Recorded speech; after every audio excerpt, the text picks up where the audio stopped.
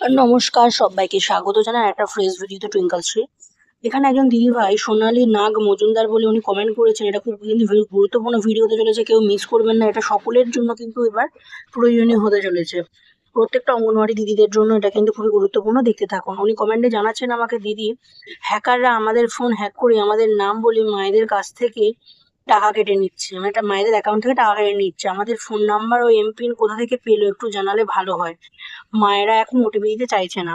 এটাই স্বাভাবিক, মায়েরা ভয় পেয়ে যাচ্ছে। মায়েদের অ্যাকাউন্ট থেকে যদি টাকা বেরিয়ে যায় তো কেউই ওটিপি দিতে চাইবে না, এটা স্বাভাবিক। তো এটা কিন্তু এটা একজন দুজন দিদিদের ক্ষেত্রে হচ্ছে, আগামী দিনে হয়তো সমস্ত দিদিদের ক্ষেত্রে এই ঘটনাটা ঘটলেও ঘটতে পারে। তো এর জন্য যে ফার্স্ট স্টেপ করতে হবে যে ওরা কোথা থেকে এই সমস্ত এমপিন এবং পাচ্ছে ফোন নাম্বারগুলো। দিদিভাই, এগুলো এখন খুবই ইজি হয়ে গেছে।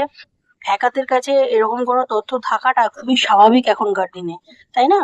তো এইগুলো নিয়ে মাথা না ঘামিয়ে প্রথম যেটা করতে হবে, আপনাকে আপনার এমপিনটা চেঞ্জ করতে হবে একদম ফার্স্টলি, মানে দুদিন ছাড়া ছাড়াই কি সপ্তাহখানেক ছাড়া ছাড়াই কিন্তু আমরা নিজস্ব এমপিন যেটা আছে সেই এমপিনটা কিন্তু পরিবর্তন করে ফেলবেন, ঠিক আছে? পরিবর্তন করে ফেলার পরেতে আপনাদের যে কাজটা করতে হবে সেটা হচ্ছে কি, যে আপনাদেরকে একবার অফিসে, আপনার ক্ষেত্রে যে ঘটনাটা ঘটেছে আপনি অবশ্যই কিন্তু আইসিডিএস অফিসে এই ঘটনাটা ইমিডিয়েটলি জানাবেন আপনাদের সিডিপিও সুপারভাইজার কে। অবশ্যই ঘটনাটি জানাতে হবে, এবং যদি ওনারা বলেন তাহলে অবশ্যই আইনি পদক্ষেপও আপনি চাইলে নিতে পারেন, ওটা কোনো সমস্যা নয়। যদি ওনারা বলেন যে তাহলে আপনারা কিন্তু আইনি ভাবে এটা এগোতে পারা যায়, ঠিক আছে?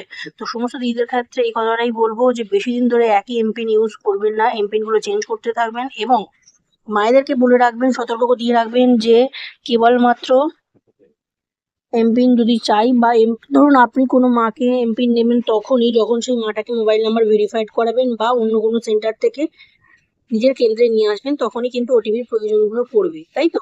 তো সেই ক্ষেত্রে, সেই সমস্ত ক্ষেত্রে যেটা করতে হবে সেটা হচ্ছে মায়েদেরকে অগ্রিম বলে রাখবেন। মানে ধরুন আপনি স্কুলে গেলেন, স্কুলে গিয়ে সেই মাটিকে বললেন যে আমি, মানে একদম সরাসরি সামনাসামনি কাজগুলো করার চেষ্টা করবেন যাতে সেই সমস্যাটাই না ঘটে, ঠিক আছে?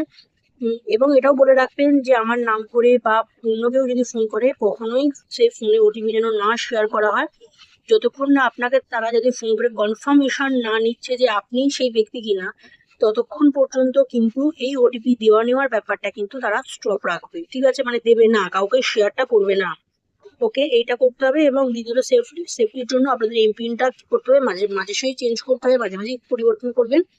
3 নম্বর যেটা করতে হবে সেটা হচ্ছে পোষণ ট্র্যাকারকে এই ব্যাপারটা নিয়ে, আপনার এই যে ঘটনাটা ঘটলো এই ব্যাপারটা নিয়ে কিন্তু এবার সত্যিকারেই এরকমটা আরো অনেকজনের সঙ্গে ঘটেছে কিনা আমি জানি না। যদি কারোর সঙ্গে কোনো দিদির সাথে ঘটে থাকে, যদি সেই দিদিরা আমার দেখে থাকেন এই ভিডিওটা, অবশ্যই নিজে কমেন্ট বক্সে কমেন্ট করতে থাকুন কোথা থেকে আর এই যে সোনালী দিদি ভাইকে বলছে আপনি কোন জেলা থেকে বলছেন এবং কোন প্রজেক্ট থেকে বলছেন সেটাও মেনশন করবেন, অবশ্যই মেনশন করবেন আমাকে।